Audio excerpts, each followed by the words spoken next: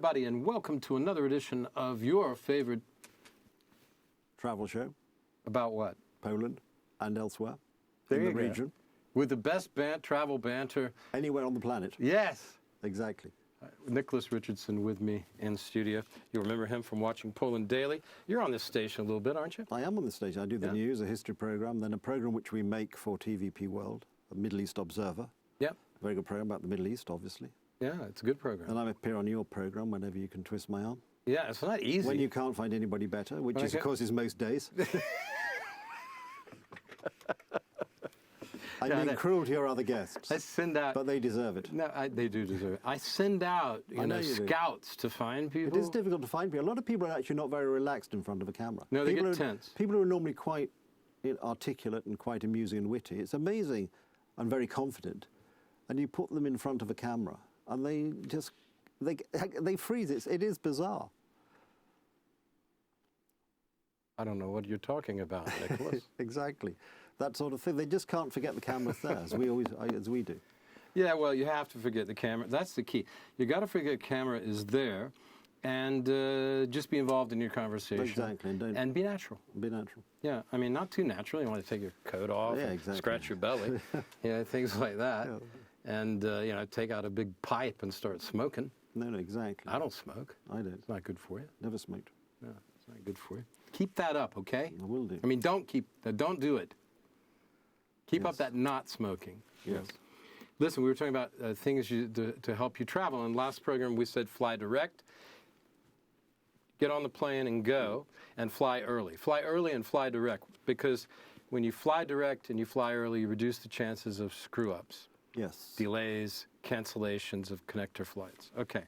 Another thing that I never thought of is download the airline app. Yes, that's quite useful. Because then you can check the time. They'll tell you how long you're delayed. So you're sitting there waiting for them to tell you. I've sat. Yeah, well, it happened to me actually on the way back last Friday. What the plane was 3 hours late leaving Leeds. And in between time, I did get SMS or text messages from the airline. But the text messages were sort of, your plane will leave at such and such a time. But the text message actually was sent after the time on which, after the revised time on which the plane was supposed to have left. So the text message was actually worse than useless. Fortunately, after a 3-hour delay, the plane did leave, so I was actually happy that it had finally left. My big fear was if it was cancelled, because that would be awkward. But then they were unlikely to cancel it because it was the only flight that day for that airline, and the next time was 3 days later, and they'd have to get their crew back. That's not good. No, well, they didn't cancel, fortunately. Yeah, you're lucky, but that happened to a lot of people. And the final reason given when we were on the airplane was that there had been a bird strike on landing, so they had to check everything, which is fair enough, I suppose. If it's true. If it's true. Because most of the time they make shit up. I'm sorry, they make stuff up. And so you can't... This is it, and I feel certainly a bit sorry for the people at the airport who are on the ground, because they know as little as we do, and they're the one who have to face the ire of the passengers. But we went for a cup of coffee. And what is the ire like? Is it worse if you're in Ireland? Probably.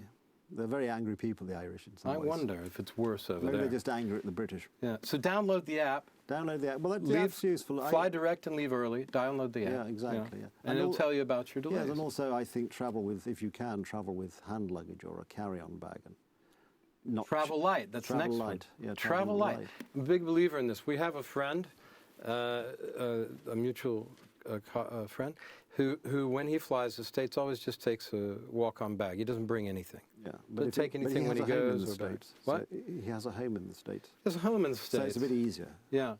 Well, as do I, but I often take an empty bag so I can bring presents back, different things that people like to eat and stuff that, But it certainly makes a difference if you don't have to queue and wait for your baggage.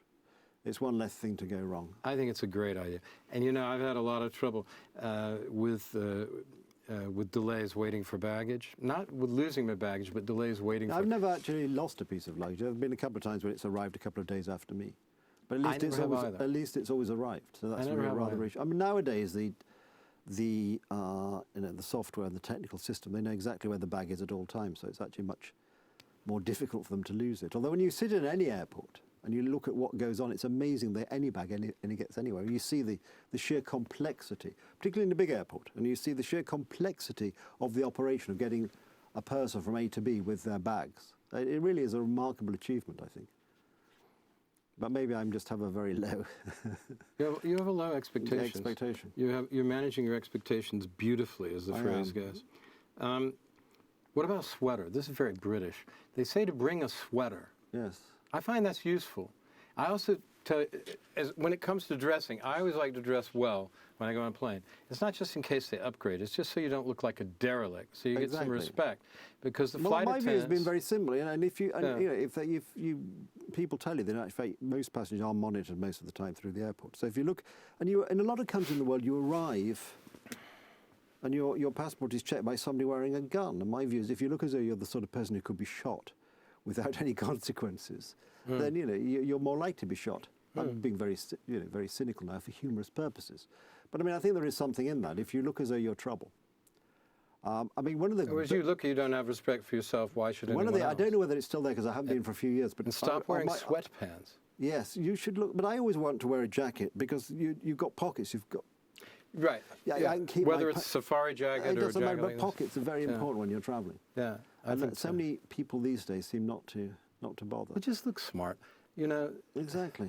You know, and you're never going to pick up any women if you don't look that may smart. not be the objective if you're travelling, but the point is, the best. That's what you told the me. cruelest, I doubt it.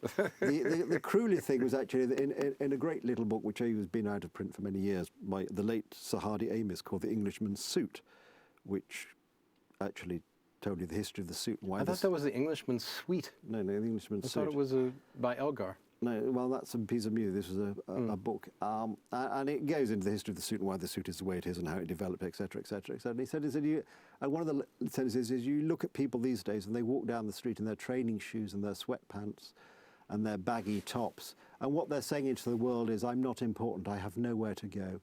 I'm of no interest to anybody. Yeah, and I don't respect myself. All right, respect yourself. Dress well when you go on a plane. Bring a sweater in case it gets chilly.